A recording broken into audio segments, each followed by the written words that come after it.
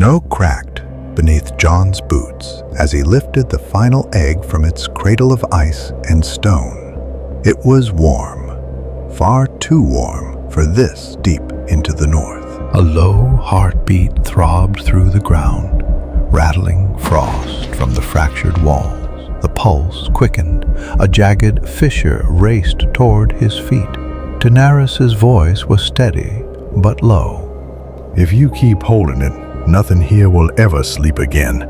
Jon tightened his grip. The heartbeat matched his own. Under the weirwood's pale branches, Bran spoke quietly to Mira. "The sleeper is awake, but he's weak. Winter must deepen before he can move." Mira's voice carried a trace of hope. "Then we still have time. Only if we use it. The wrong move now, and he wakes with all his strength." On the northern ridge, steam coiled from the egg. Daenerys said, "You can control this dragon, but dragons alone won't be enough. The silver-eyed boy stepped forward. There are others, old allies beyond the wall who once fought beside humanity. Daenerys frowned. Who would answer us now?" "The Snowborn," the girl said. "Mountain kin who stood with us when the dead first rose. Men called them frost giants. After the long night, humans drove them into the peaks. Their trust was broken. They've ignored every call since." Jon looked north to the jagged horizon. "If they answer now, it will be for the last time." Daenerys studied him for a moment. "You carry more weight than you should, Jon Snow." Jon's eyes stayed on the horizon. "So do you. Maybe that's why we're still standing." Snow swirled as Arya and Tyrion emerged from the haze. "You woke it?" Arya asked. "Not yet," Jon said. "It's still dreaming." Tyrion nodded. "Then you have one advantage. The dreamer doesn't yet know your name." Jon's voice was steady. "We'll need more than one dragon before he does." Far to the east, the wind died. Noctherion raised a hand. The valley turned white in an instant.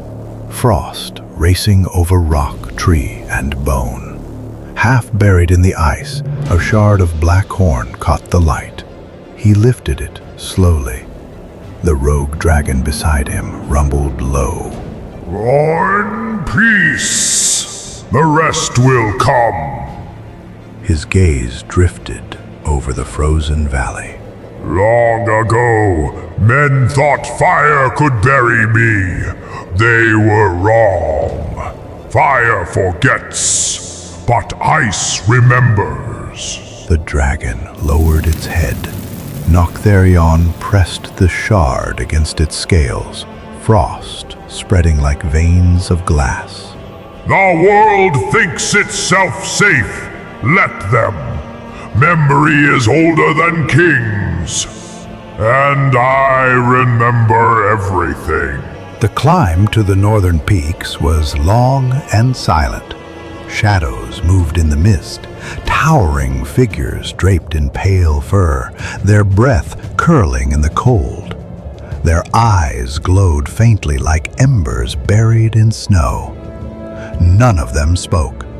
They just stood, watching, waiting. The leader stepped forward. "The one beneath the ice stirs again. Last time we stood beside men, we were rewarded with chains." Arya stepped forward. "Then take this chain from my hand, and if we break it, kill us first." A long silence. Then the leader inclined his head. "Then you'll have our strength, once." Another Snowborn stepped forward, taller still. His voice was a growl. "If the sleeper wakes, no vow will matter. Not yours, not ours. The land itself will bow." Jon's eyes didn't waver. Then we make sure he never wakes whole. The leaders studied Jon for a long, tense moment, then raised his massive hand. The snowborn behind him struck their spears against the ice, a thunderous, echoing oath. Night fell. The egg lay near the fire, cracks glowing from within. A sharp split rang out, steam curled upward. Another crack, then the shell burst. The hatchling emerged, one side molten black glass and burning red, the other rimmed with frost, mist spilling from its jaws. It stumbled forward, fire from one nostril, frost from the other. The fire caught Jon's cloak and arm, Daenerys shouted, but Jon didn't move. The flames rolled harmlessly off his skin. The snowborn murmured in their own tongue. One stepped back, as if seeing an old nightmare made flesh. Jon knelt, meeting the hatchling's gaze. The frost side's eye flashed black and gold, then faded. He placed a hand on its head. The heartbeat now pulsed in his chest. Away from the fire, Daenerys sat alone. The silver-haired girl approached. You think you're powerless without them. I've lost more than I've kept, Daenerys said. You awakened humanity's last chance. That's more than any queen gave before you. At dawn, Jon stood among the snowborn and northern beasts. Stories never said there were this many, Arya murmured. Then we use this time, Jon replied. Jon, training with the dragon, streams of fire and frost tearing mountains apart. Daenerys studying ancient maps with Arya and Tyrion. Bran and Sansa reinforcing Winterfell's walls.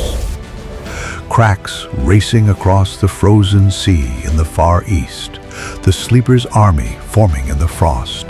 Noctirion placing the horn shard beside its twin, both vibrating with a low, hungry hum. The hatchling curled beside Jon's fire, one eye closed in sleep.